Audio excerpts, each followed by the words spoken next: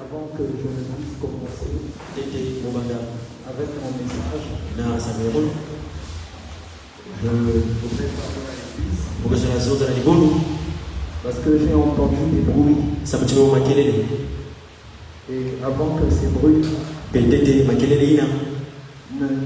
des microbes au milieu de nous, je me dois de réagir.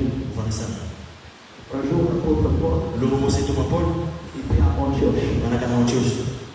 Il était avec les païens, donc les non-juifs. Ils étaient à table en train de manger. Et Pierre aussi était avec eux. Et il y a eu des frères qui sont venus de la Judée. Eux, ils n'avaient pas encore la révélation que nous étions passés de la loi à la grâce. Et que dans la grâce, les aspects rituels de la loi avaient disparu parce qu'ils avaient trouvé leur accomplissement en Christ. Et donc, quand les frères de la Judée sont venus, ces frères-là étaient contre le fait que les Juifs mangent ensemble avec les non-Juifs.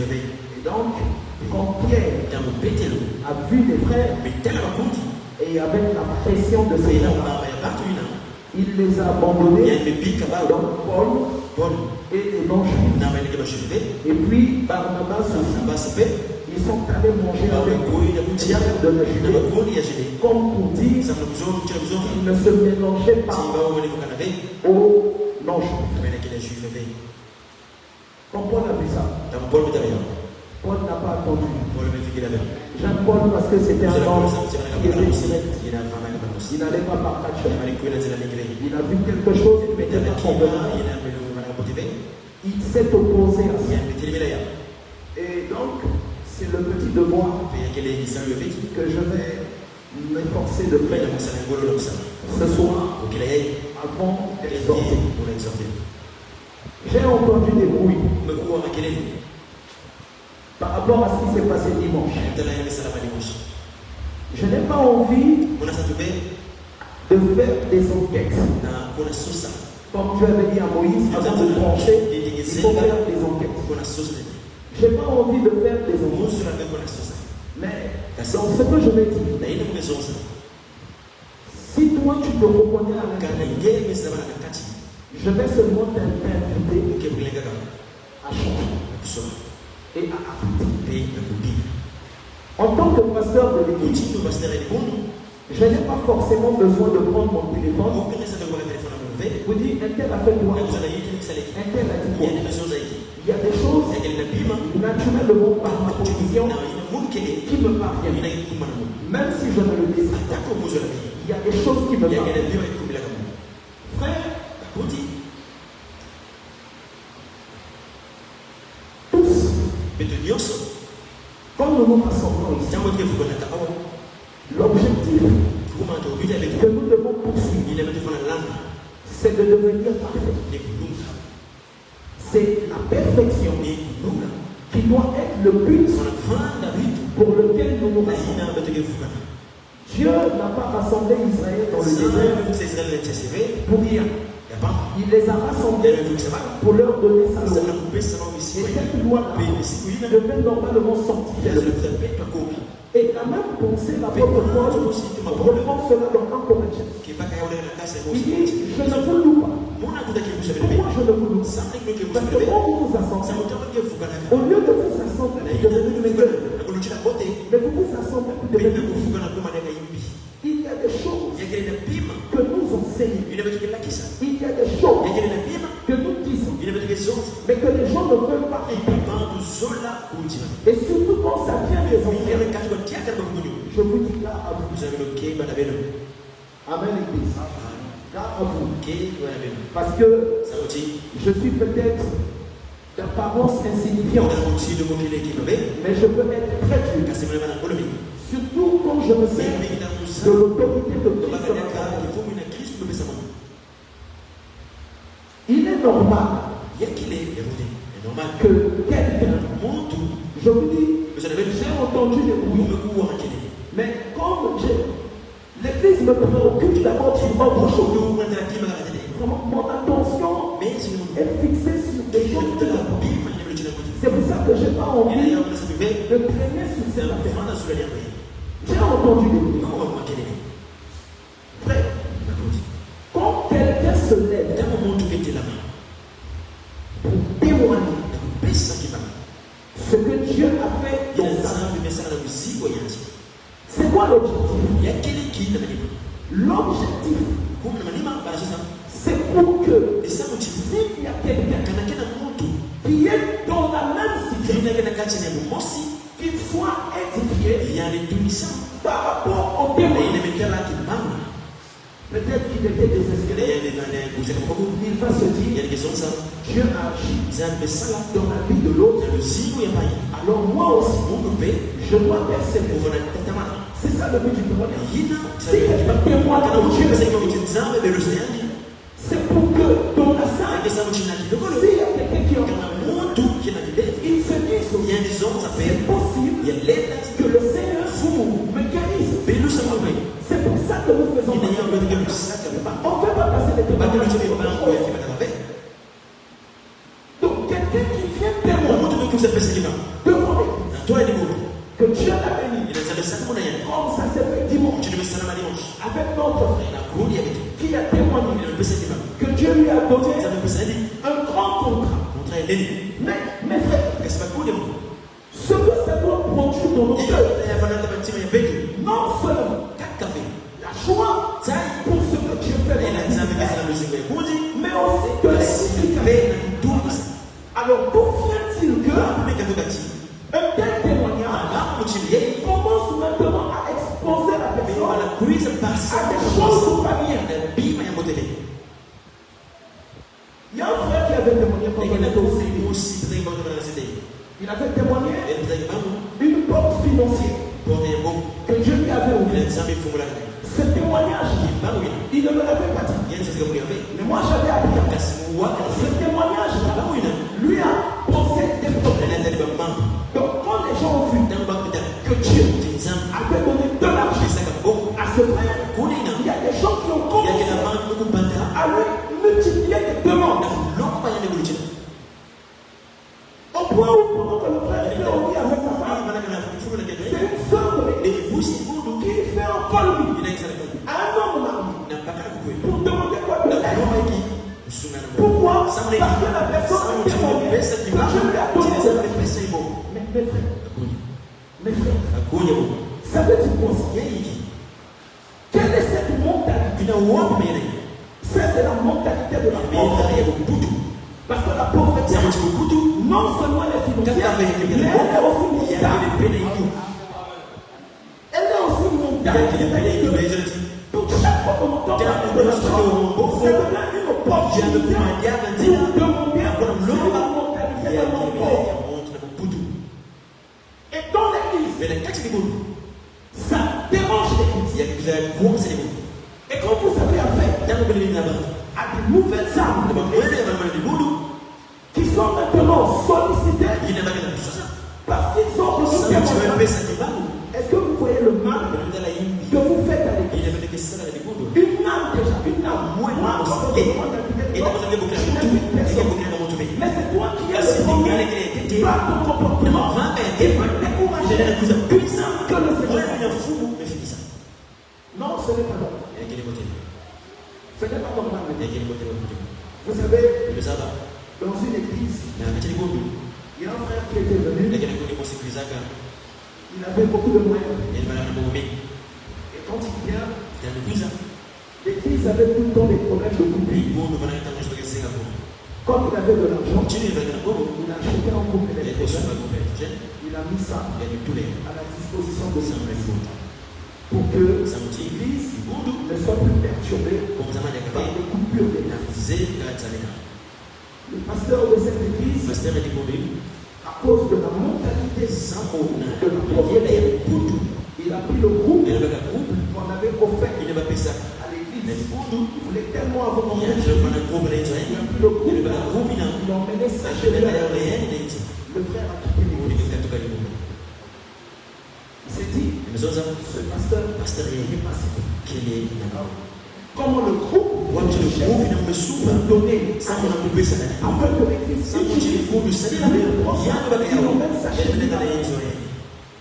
mes frères, moi j'ai entendu des choses.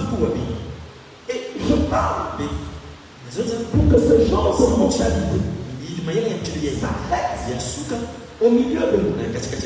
Quelqu'un qui vient donner ce monde. Et maintenant, regardez l'hypocrisie. À partir du moment où la personne a donné son monde, justement, la personne prend de la valeur. Ce n'est pas chrétien. Ce n'est pas chrétien. C'est de la méchanceté. Et c'est même de l'hypocrisie. Valoriser quelqu'un. Il a dit, je vais ouvrir cette porte. Et la personne devient importante. C'est du paganisme. Je me dois de vous le dire. Ce n'est pas normal. Un frère que tu ne considères pas, quand tu l'as vu, c'est pas parce qu'il t'a dit que Dieu m'a fait ceci, cela. Continue à le considérer de la même manière. Parce que même moi, si tu ne me considères pas, si Dieu fait quelque chose dans ma vie, et que tu connais plus que moi le considérer, je me pourrais pourquoi. Tu es un hypocrite. Et non seulement tu es hypocrite, tu es intéressé. Je n'aime pas les gens intéressés. Non. Non, frère, non. Parce que tu ne peux pas compter sur une personne intéressée. Le jour où tu n'auras plus ce qu'il a dit à toi, ce qui l'intéresse vers toi, il va t'abandonner.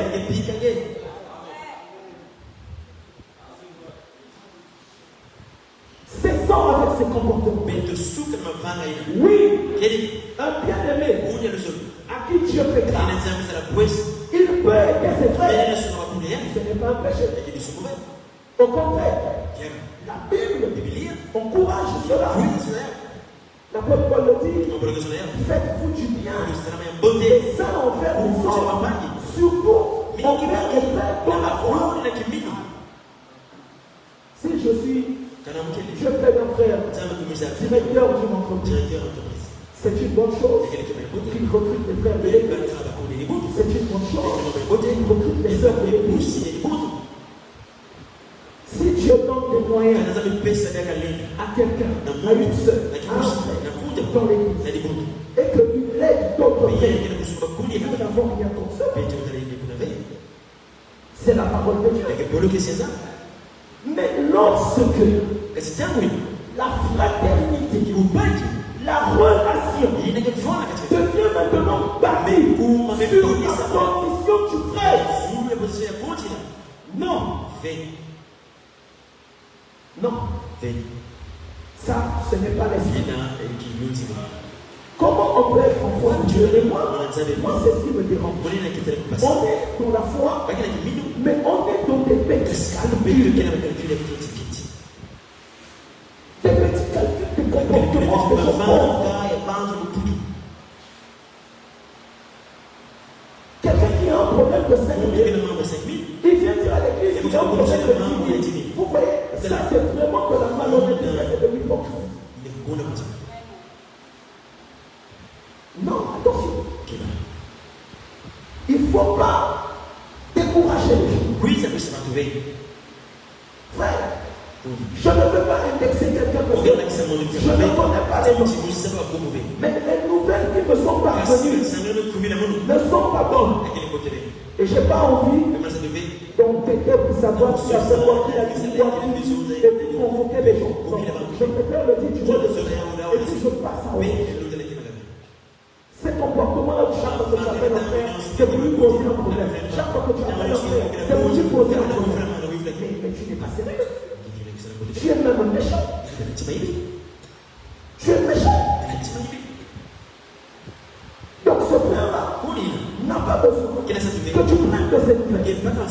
Chaque fois, c'est pour lui dire, j'ai besoin de Dieu. Et quand on te cherche aussi avec lui, donc pour moi, l'église devient un deuxième moyen de faire aider financièrement.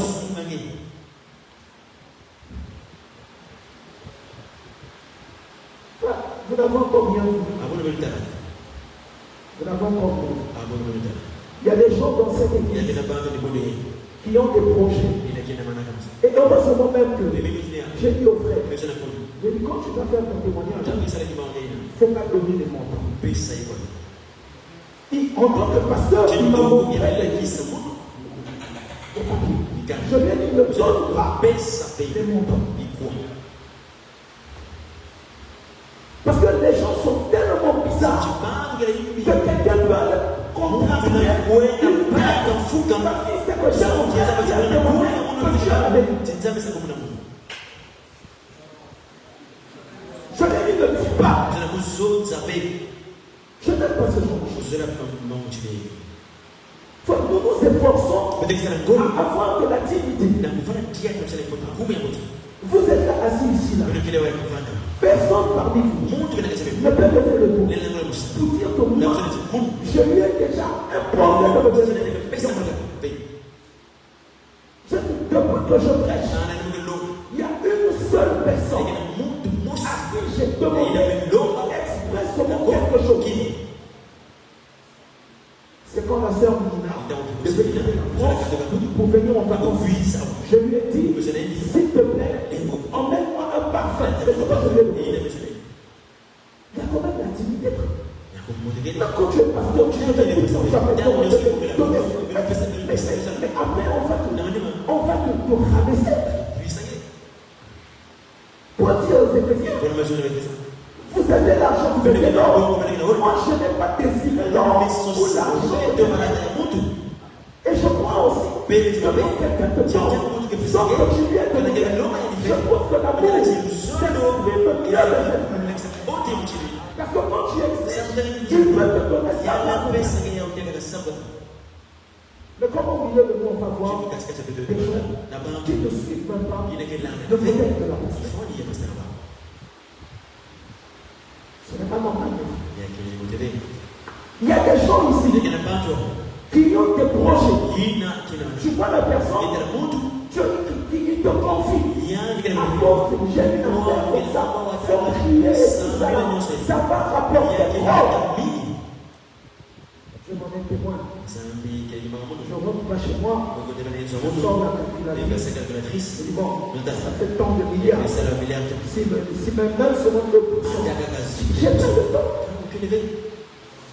Je n'ai pas de temps. Je n'ai pas de temps. Tout ce qu'on veut, c'est que les enfants vivent la parole dans tous les domaines. Parce que je sais aussi que quand quelqu'un spirituellement parle, sa vie va bien. Dieu se souvient aussi. Donc ma joie, c'est que les enfants de Dieu soient bénis. Parce que je sais que s'ils sont bénis, l'église va bien. Mais des comportements jamais, des comportements intéressants, là où les gens prennent la faveur au ciel du peuple, dès qu'ils témoignent, il faut se repentir. Ce n'est pas bien. Même au concerté, vous leur envoyez un mauvais message. Pour preuve, si c'était une bonne nouvelle, est-ce que jamais on parle aux autres?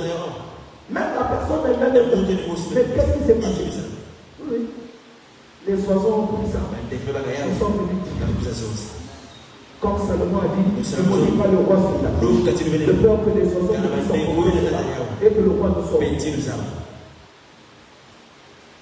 Non, mais non, il ne faut pas faire ça. Il ne faut pas faire ça.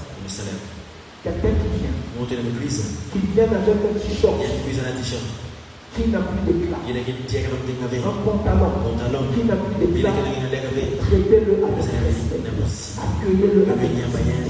Et si moi qui lui avons le mot, quand quelqu'un a pris, il est en stress, il est en travail, les gens commencent à trembler devant lui parce qu'il est en travail. Frère, non.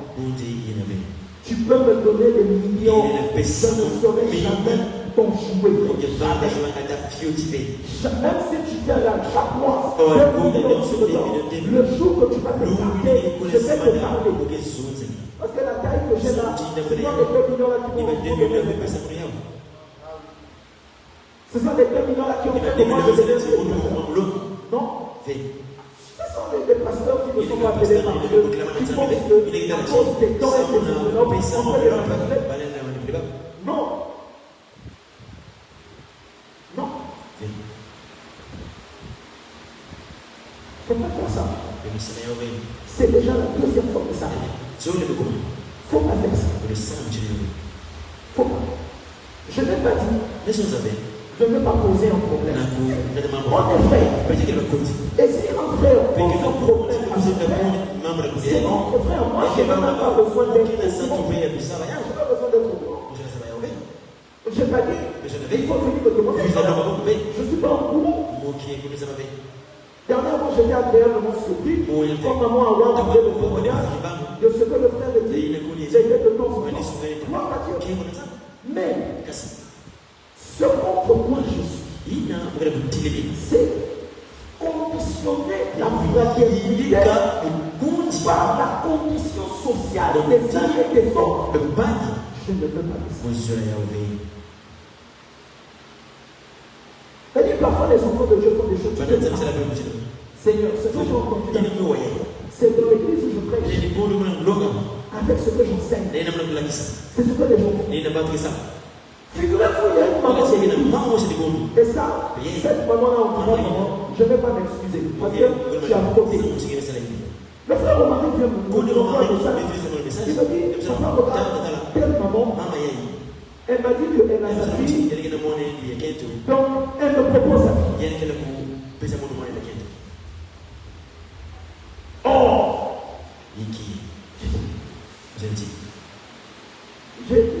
J'ai deux frères romains. Je t'avais même dit. J'étais tellement dépassé. Bon, mais gloire soit rendue à Dieu. Parce que le frère romain connaît ce que nous enseignons. Et il ne s'est pas laissé aller. Regardez dans quel problème. Bon, imaginez-vous si c'était un femme enceinte.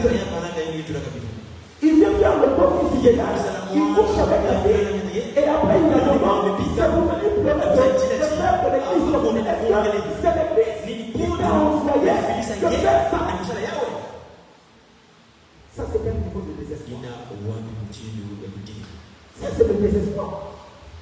La maman a vu, le frère il se débrouille un peu.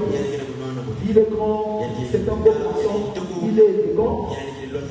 Je vais lui faire la passe. Allez vous parler. Si vous voyez ma figure, c'est que c'est mon Claude.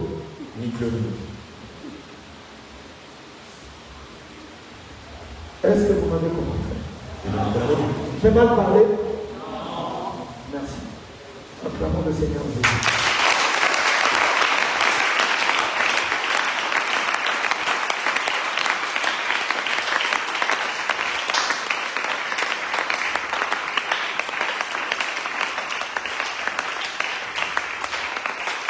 Je n'ai pas besoin de justification. Je n'ai pas cité ton nom ici. En dehors du nom du frère Romain. Donc, ça sert pas son nom, papa. J'ai fini de parler là. C'est terminé. Levons-nous, nous avons dit la main.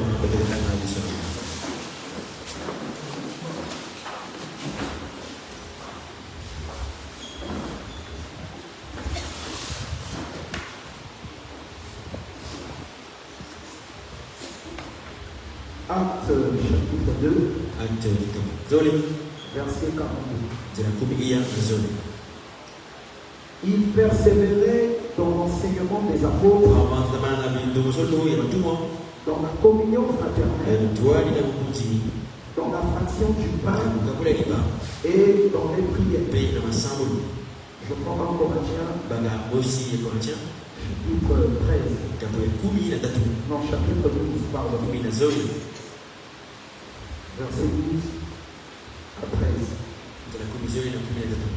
Car comme le corps est un et a plusieurs membres, et comme tous les membres du corps, malgré leurs membres, ne forment qu'un seul corps, ainsi en est-il de Christ. Nous avons tous, en effet, été baptisés dans un seul esprit pour former un seul corps, soit juif, soit grec, soit esclave, soit libre. Et nous avons tous été approuvés d'un seul esprit. Amen. Seigneur notre Dieu, je te recommande encore que ta grâce nous assiste afin que nous puissions partager ta parole comme il se doit, au nom de Jésus. Amen. Vous pouvez vous asseoir à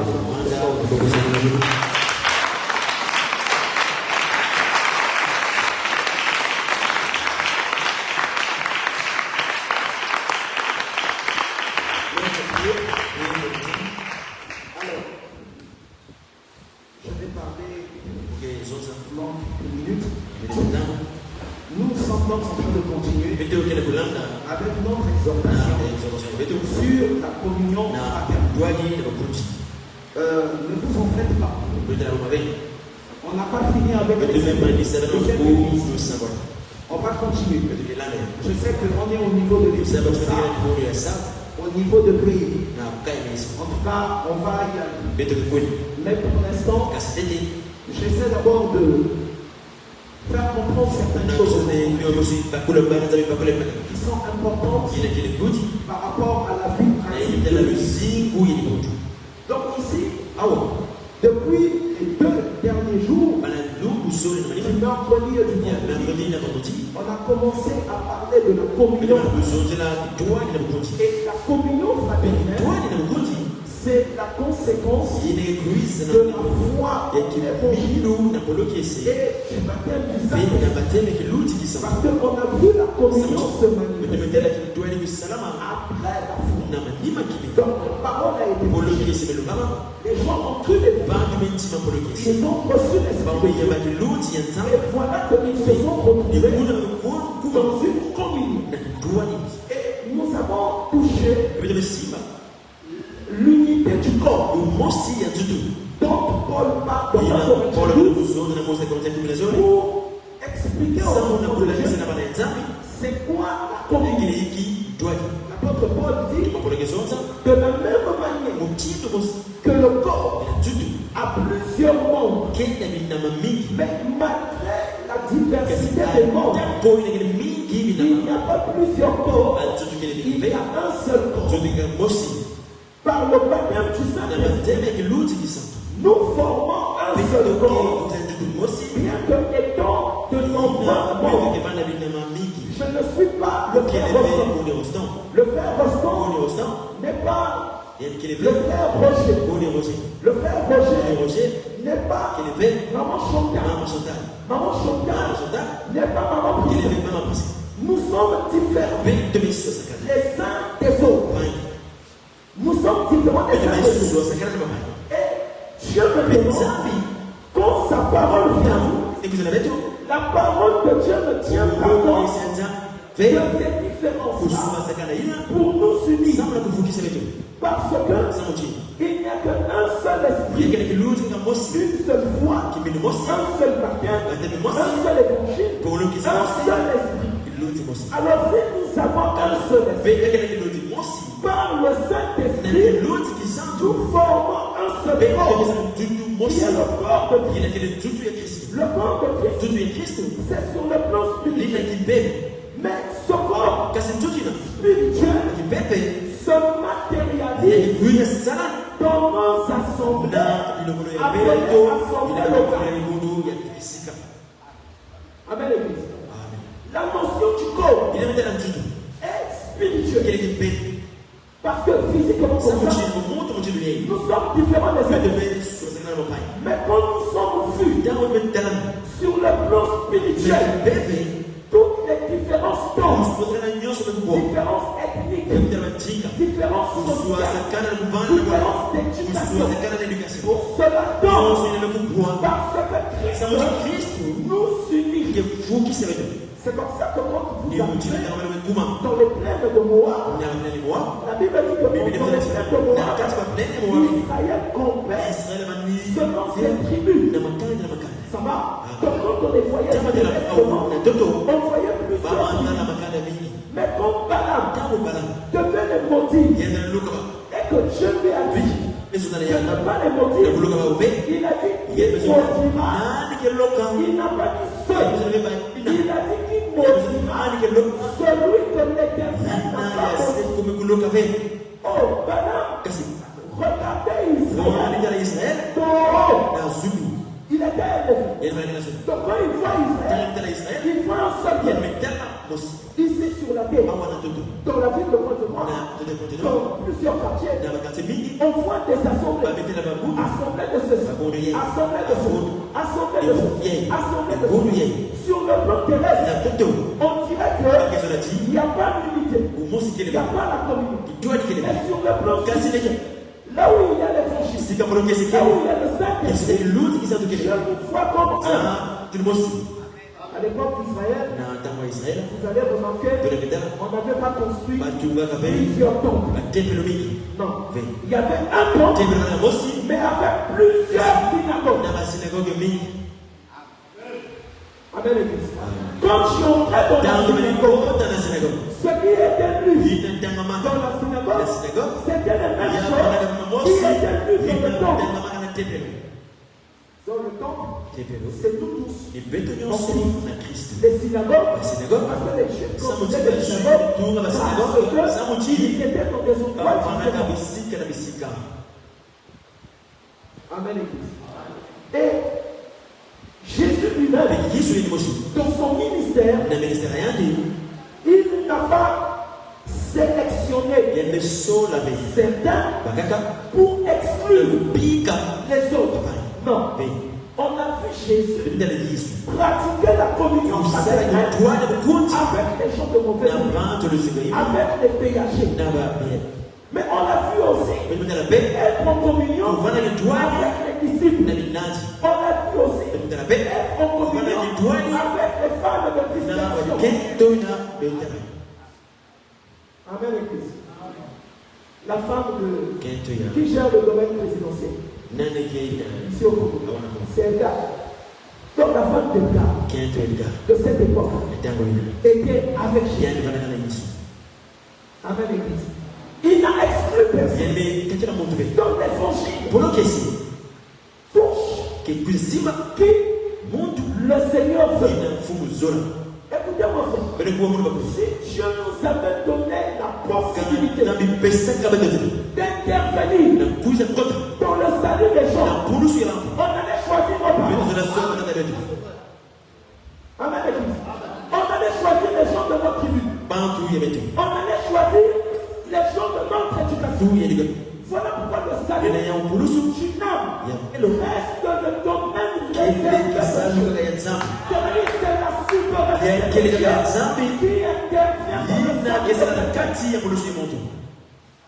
Le même salut dans Barnabas, mais qualifié encore le ministère.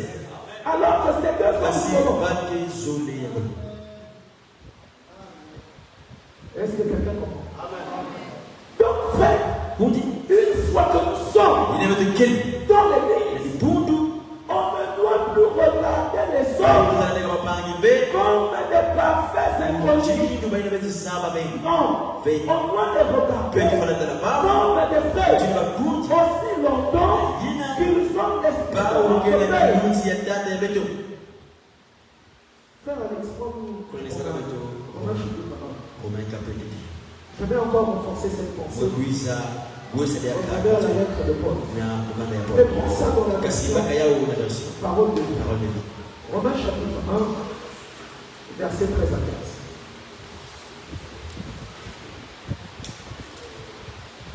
15. Romains chapitre 1, verset 13 à 15. Je lis au nom du Seigneur. Frères et sœurs chrétiens, je ne veux pas que vous ignorez ceci.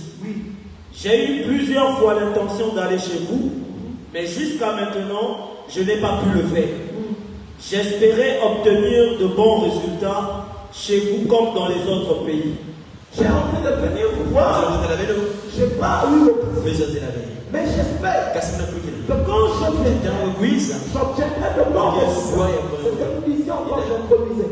Les résultats ici, c'est quoi? Les fruits de l'enseignement que vous écoutez. Vous devez manifester la parole que vous écoutez. C'était ça l'espérance de Paul. Pour les frères de Saint-Paul. Je dois m'occuper de tous. Je dois m'occuper de tous. Paul ne manque de Paul. Maintenant, Antioche, il n'a pas suivi les frères des amis. Il est resté avec les païens. Il avait compris la condition. Paul était en longueur d'avance sur beaucoup de ses frères. Lui. Je dois m'occuper de tous, des gens civilisés. Je dois m'occuper de tous. Vous voyez un vrai homme de Dieu. Je dois m'occuper de tous. Qui? Les gens civilisés. Ceux qui ont de l'éducation. Ceux qui ont de l'instruction. Autrement dit, des diplômés. Frère, c'est triste. Il y a des assemblées où tu le français est ici. Moi, je connais le fond de Dieu. Ce frère est mytho. Non, c'est le complexe qui te fait de accepte-le. Dis-le. Vous allez vous entendre. Paul, il fait ça. Il dit, je dois m'occuper des personnes civilisées. Et de ceux qui ne le sont pas. Et de ceux qui ne le sont pas. L'évangile ne choisit pas. Vous connaissez vous-même des églises ici. Dans la ville de Pointe-Noire. Si tu n'as pas de c'est compliqué de trouver ta place. Avant de te donner une responsabilité, tu dois envoyer le CV. Il regarde ton CV. Tu as étudié où? Tu as quel niveau? Parce que lui, il apprend des choses. Il loin de la volonté de Dieu. Ça, ce sont des églises qui ne pratiquent pas. Parce que la communion ne dépend pas de Dieu. Elle dépend de Dieu. C'est Dieu qui prend le.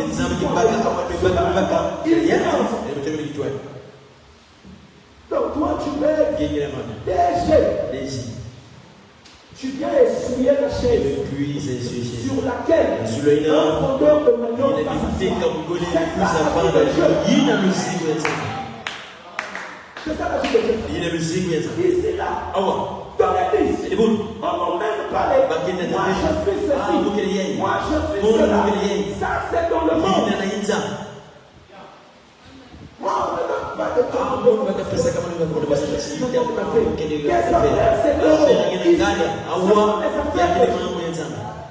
Et tu peux être un homme d'affaires dans l'église.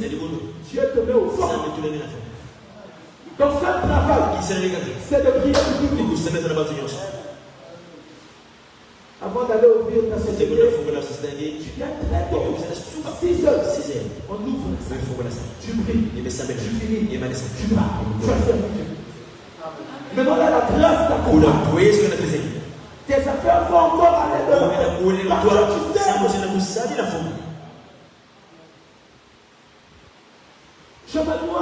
Je dois m'occuper de tout. Des gens civilisés. Et qui et de ceux qui ne le sont pas, ceux qui ne le sont pas, des gens instruits et des ignorants.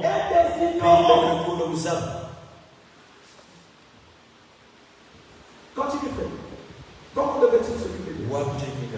Je désire donc vivement vous annoncer la bonne nouvelle. À vous aussi qui habitez en Rome. À vous aussi. Parce que Rome, c'était le centre du monde. Donc le pouvoir politique du monde se trouvait à Rome. Paul n'a pas dit. Les Romains là-bas, ils sont gonflés. C'est eux les plus puissants. Son appel, c'était de clamer la parole. Avec moissonner les hommes. Et il descendait là où il y avait des gens qui là où il y avait des esclaves, il voulait leur parler. Parce que tous, ils avaient besoin de la parole de la vie.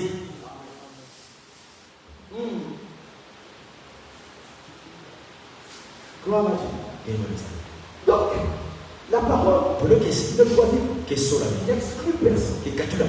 Les seules personnes qui sont exclues par le Seigneur, c'est ceux qui ne sont pas prédestinés. Eux, ils sont exclus. Ça, c'est la sélection de Dieu lui-même. Ça, c'est Dieu lui-même. Mais nous, on ne peut pas choisir. Mais dans l'église, tu vois une soeur qui dit une soeur qui d'une autre soeur, la soeur là, je ne supporte, je ne la supporte pas. Frère, soeur qui t'appelle. Parce que si c'est Dieu qui t'appelle, il doit te donner son cœur pour que tu acceptes son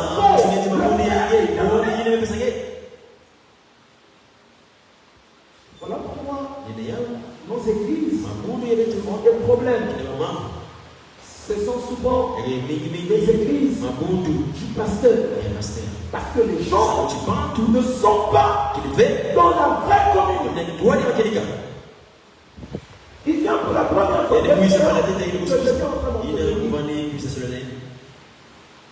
Je lui disais, tu es arrivé, il faut maintenant que tu puisses t'ouvrir aux autres sœurs. Elle me dit non, moi je me sens mieux avec telle sœur. J'ai dit cette sœur, c'est moi qui lui avais dit d'être proche de toi, de tendre ça. Maintenant, comme tu es dans la suite, ce n'est pas l'unique sœur. Il faut que tu ouvres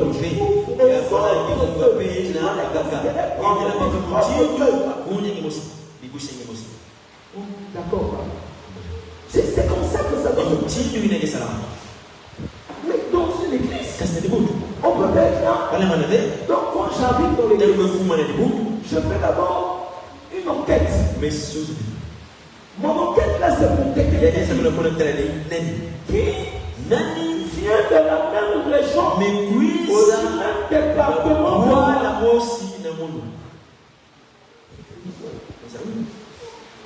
L'accent là. Non. Oui. Donc vous faites en fait, vous n'êtes pas l'église petite. Vous êtes l'église des nordistes. Vous êtes l'église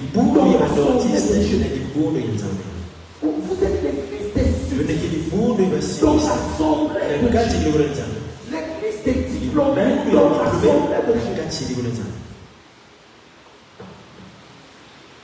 Je vais commencer à séparer certains vidéos que je vois à la fin de l'église.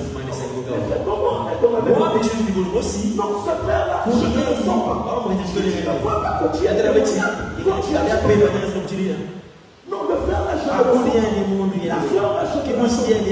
Il peut même arriver. Donc quand tu viens, un frère ou une soeur a été une occasion de c'est Dieu qui permet ça. Peut-être que tu n'as jamais fait attention. Paul, on ne l'a pas accepté comme il s'est converti. Il aura aussi pu se dire, je ne serai plus chrétien. Parce que là où il a quelqu'un qui a as osé dire au Seigneur, Seigneur, toi tu m'envoies un message, alors que tu sais qu'il y a des gens qui l'a fait au jour. Partout il est passé sur le chemin, tu as dit, c'est mon serviteur. C'est mon serviteur. Reçois-le. Donc tu viens, ça se passe mal avec ton frère Wilson, mais ça ne fait pas dire que ce n'est pas comme ça. Amen, Église. J'allais vous donner un témoignage personnel par rapport à mon mariage. J'ai entendu, mais je ne me suis pas découvert. Il y a des choses que Dieu me dit clairement. Tu dois faire preuve de persévérance. Que Dieu nous aide. Que Dieu nous aide. Revenons maintenant au verset 13. Encore un chapitre. Regardez.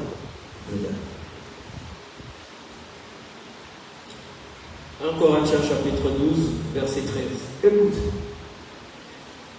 Nous avons tous, en effet, été baptisés dans un seul esprit, pour former un seul corps, soit juif, soit grec.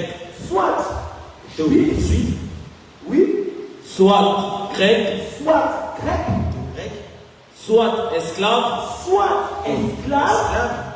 soit libre, et nous avons tous été abreuvés d'un seul esprit. Est-ce que vous voyez, frère, cette société-là, avec tous ces gens, au même endroit, ayant la même valeur, il y a comme Christ que d'abord, le juif, il a naturellement un mental religieux. Et Paul dit, il dit, nous sommes juifs de naissance, nous ne sommes pas pécheurs contre les païens.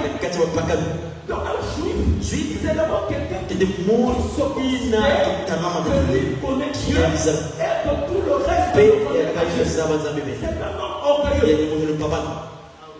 Et si vous regardez même chez les juifs qui prétendent être messianiques, c'est-à-dire qui disent que Yeshua c'est le Messie, ils ne sont toujours sexuellement. Souvent ils nous critiquent. Les gens des païens, ils disent que nous ne connaissons pas la Bible. Ils vont même jusqu'à dire que Paul n'était pas sincère, il n'était pas de la vérité. Mais pourquoi ils prennent des signes de Paul quand ça les arrange, quand ça les arrange. Amen, Église. Un homme juif, c'est vraiment engagé. Mais j'aime Dieu. Parce que quand nous sommes en terre de grâce, la Bible dit que Pierre et il voit une vision, une nappe attachée par les doigts avec des animaux impurs. Je dis à Pierre, tu es mort. Pierre dit non, Seigneur, je n'ai jamais mangé quelque chose d'officiel. Je lui dis, tu n'as pas le droit d'appeler un peu ce que moi j'ai dit. Parce que dans cette alliance, nous sommes pécheurs et par l'œuvre nous sommes justifiés. Il n'y a pas un sacrifice pour les juifs et un sacrifice pour les païens. Mais pour un juif, accepter ça, il faut qu'il soit brisé par Dieu. Amen, Église. Pour qu'un juif accepte ça, il faut que Dieu le brise.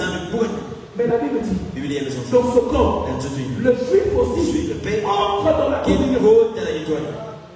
Voilà pourquoi Paul, un juif qui avait compris ça, il dit, ce que je considérais hier comme un gain, aujourd'hui je regarde cela comme de la route à cause de l'excellence de la connaissance de Christ. Et quelque part, il dit que la loi a démontré que tout était enfermé sous le péché. Dieu ne fait exception de personne. Le grec, on en parlait dimanche. Quand je parlais de Paul, le grec c'est l'homme savant. Quand il vient au milieu de vous, il ne peut pas prier trop fort. Il doit avoir une attitude respectueuse. Tout doit être droit. Même pour le saluer, tu peux pas lui tendre la main. C'est à lui de te tendre la main. Il parle toujours en français. Il ne peut pas prier en lingala. Vous n'êtes pas d'une même classe. Lui, il a trop étudié. Amen. Quand il vient, il trouve que le pasteur a du mal avec le français, par exemple. Il dit non, vous n'êtes pas dans une église sérieuse. De quel droit? Et quelquefois, ils vous disent, ce pasteur, de quel droit il prêche? Où est son diplôme de théologie? Il a étudié parce que moi, vous m'enseignez, il faut que tu aies étudié. Les intellectuels sont arrogants. Très arrogants. Ils connaissent tout. Donc, ils diminuaient les autres. Mais, en Christ, il faut vivre sobre. Amen. Pour confondre les Grecs, Dieu a dit quoi? Que l'évangile, c'est une folie. Là où toi tu prends ton doctorat en philosophie, pour le produit, ce doctorat, c'est une folie. Et il a plu aussi à Dieu de nous sauver par la folie de la prédication. Comme si Dieu veut nous faire comprendre que toi qui es sage, toi qui es instruit, pour parvenir au salut, tu dois devenir fou. Or, cette folie-là, c'est à l'intérieur de ce cache la vraie sagesse. Donc,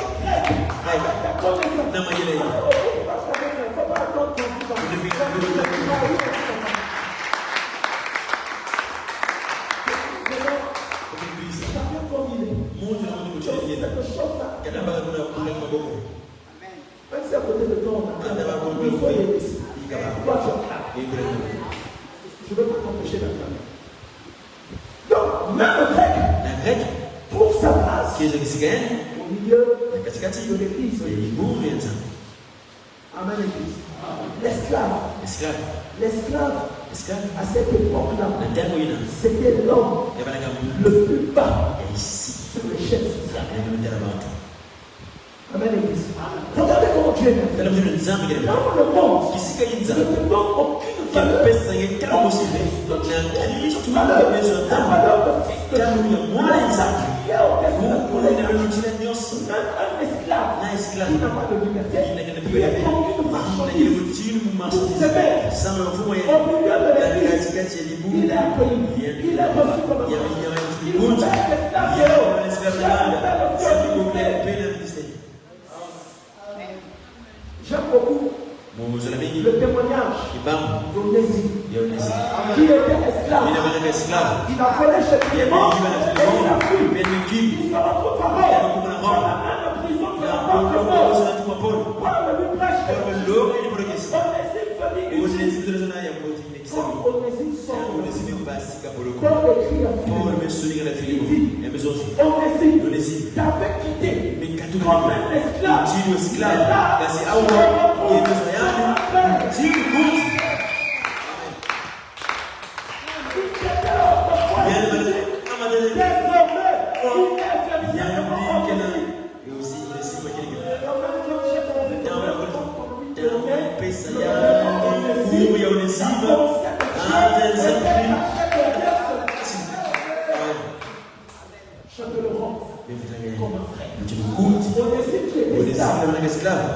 Il avait peut-être cherché la liberté par lui-même. Il n'avait jamais obtenu. Mais en Jésus, il a changé de statut.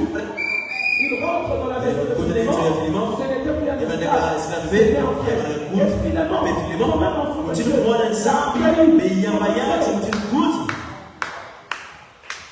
un homme libre. Un homme libre, libéré dans sa tête. Il n'a pas de contrainte. Quand il vient dans l'église, sa liberté disparaît. Il devient esclave de Christ. La parole devient son maître. Le Seigneur devient son Seigneur. Celui qui le donne. Voyez comment Paul présente le corps. Quelle est la question du Christ? Juif, grec, esclave, ça la forme, le corps. C'est ça la communion. Quand nous revenons dans Actes chapitre 2, et c'est ici que je vais aller. La Bible dit, et peut-être il persévère dans la communion. Faisons très attention. La communion, c'est l'œuvre de l'esprit. C'est Dieu qui la porte. Mais l'entretien de la communion demande notre participation. Malgré le Saint-Esprit, je peux avoir des attitudes, des comportements contraires à la communion.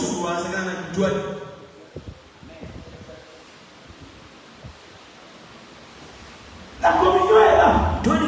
Mais nous savons le devoir de persévérer dans la communion. Donc de veiller à ce que la communion soit permanente. Parce que dans cette nature charnelle, on peut devenir une occasion de changer les hommes. Amen, Église. On peut devenir une occasion de changer. Il persévère. Donc, il devait veiller à ce que la communion soit permanente. Et je vous le dis, qui n'a pas la communion,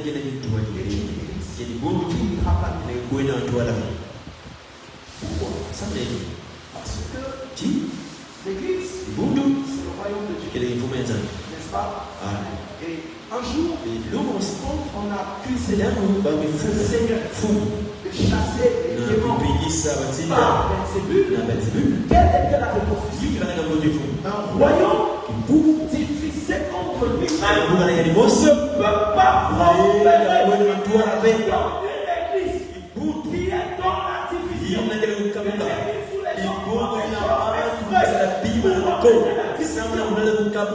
salut de cette église passera par le fait de chasser ce parti la division. Parce que la Bible dit, éloignez-vous de ceux qui causent les divisions.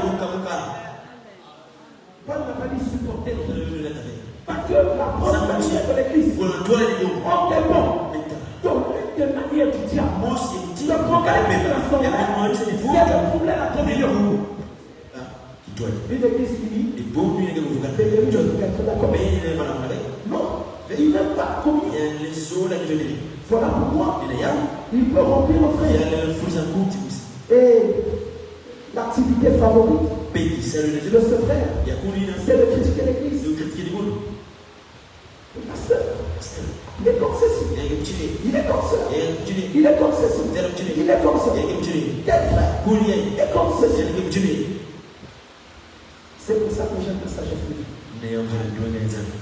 Dieu dit, si on vient te dire quelque chose,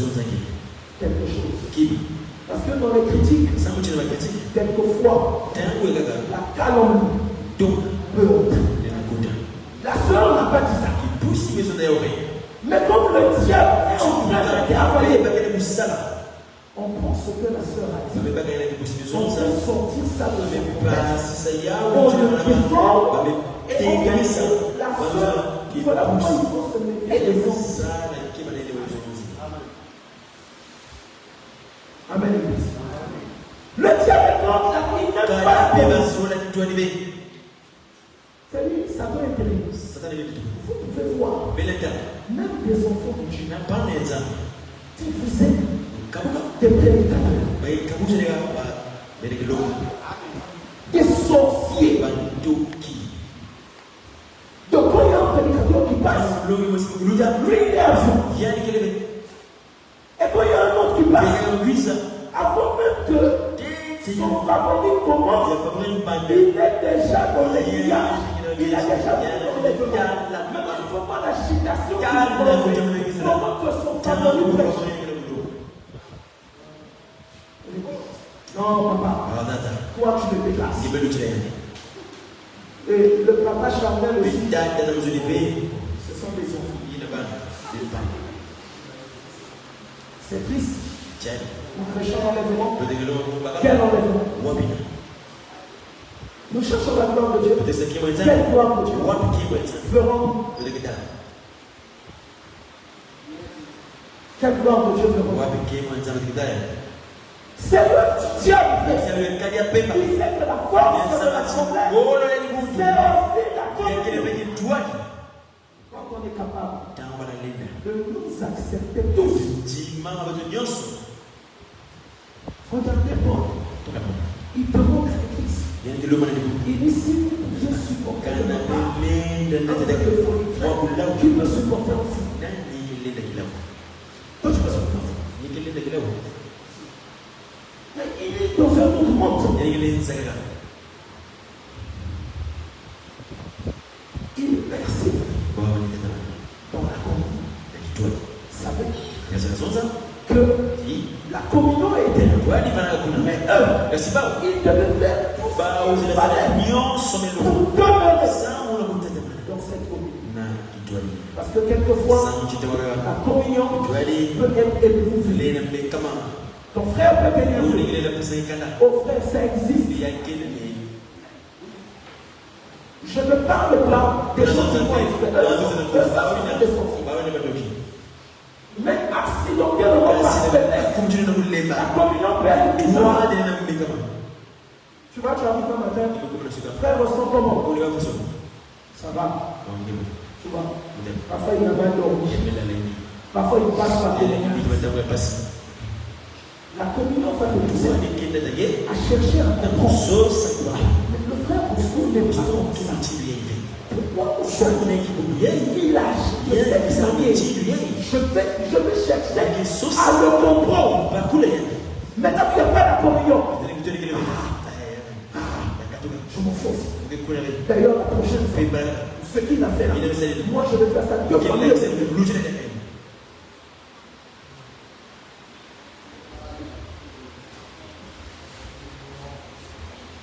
Mon frère, comment tu peux prier pour quelqu'un que tu n'aimes pas? Tu es hypocrite. Tu es un hypocrite. Que Dieu vous bénisse.